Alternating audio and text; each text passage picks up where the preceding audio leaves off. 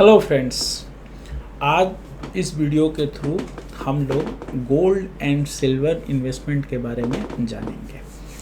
आप देखते ही हो या बहुत सारे फाइनेंशियल बुक्स में पढ़े भी होंगे कि share market and gold and silver market जो कमोडिटी मार्केट है वो एक दूसरे के अपोजिट डायरेक्शन में मूव करते हैं। शेयर मार्केट अप जाता है तो गोल्ड एंड सिल्वर डाउन जाता है, गोल्ड एंड सिल्वर अप जाता है तो शेयर मार्केट अप होता है।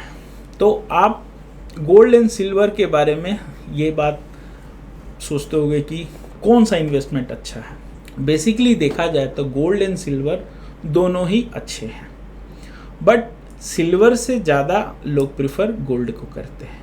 बट मेरा ऐसा मानना है कि गोल्ड एंड सिल्वर दोनों ही आपके इन्वेस्टमेंट को हेज करते हैं, एक तरह का सपोर्ट देते हैं, क्योंकि मार्केट जब डाउन हो तो गोल्ड का प्राइस या सिल्वर का प्राइस आपको अच्छा मिलता है, तो आप इसको भी अपने इन्वेस्टमेंट एसेट क्लास में इसको इंक्लूड की। हिस्टोरिकली दोनों ही बहुत अच्छा आपका हेजिंग टूल्स हैं, आपके इन्वेस्टमेंट को, पोर्टफोलियो को डाइवर्सिफिकेशन देता है और इन्वेस्टमेंट का अच्छा एक रूप है।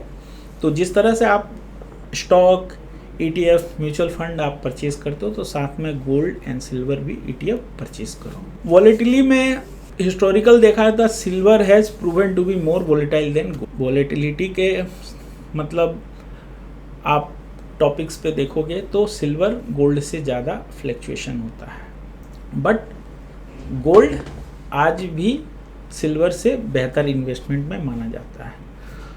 लिक्विडिटी, ये एक्सचेंज ट्रेडेड फंड के थ्रू बड़े आसानी से आप खरीद सकते हो और इसमें कभी ऐसा नहीं होता है कि आप ऑर्डर लगाएं तो नहीं होगा, आराम से आप खरीद सकते हो। लिक्विडिटी अच्छा होता है। गोल्ड एंड सिल्वर दोनों का ही डिमांड अच्छा होता है और इसका मार्केट और इंडस्ट्रियल यूज़ भी काफ़ी है। तो गोल्ड एंड सिल्वर आप ETF के थ्रू खरीदो या हार्ड मतलब मार्केट में आप हार्ड परचेज करो। स्टोरेज थोड़ा सेफ्टी है, कॉस्टली है, तो इसको अच्छे से स्टोर करके रखना पड़ता है।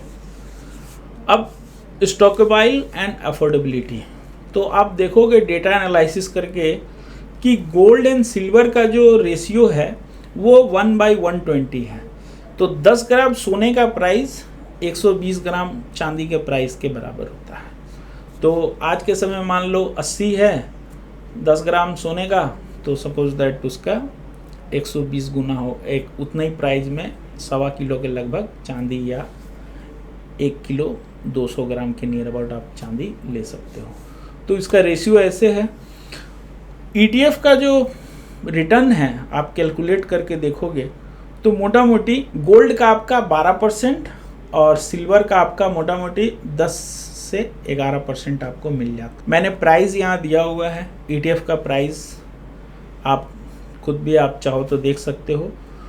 मैंने यहाँ पे जस्ट आपको बताने का ये कोशिश किया हूँ कि आप कमोडिटी सेक्टर में भी अपना इन्वेस्टमेंट करो एंड गोल्ड एंड सिल्वर का प्राइस आप रेशियो देखोगे ईयर टू ईयर वाइज तो इनका अप्रिसिएशन काफ़ी अच्छा हो रहा है। तो अपने इन्वेस्टमेंट में गोल्ड एंड सिल्वर को इंक्लूड करो।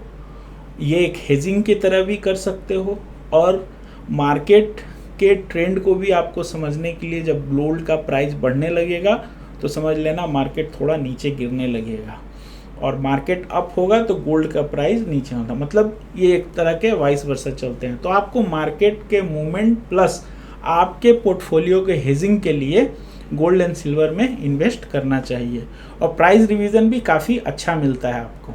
तो गोल्ड एंड सिल्वर से इन्वेस्टमेंट आप शुरू करो और इससे रिलेटेड कोई भी क्वेरी हो गोल्ड एंड सिल्वर के इन्वेस्टमेंट से रिलेटेड तो आप कमेंट्स में कर सकते हो।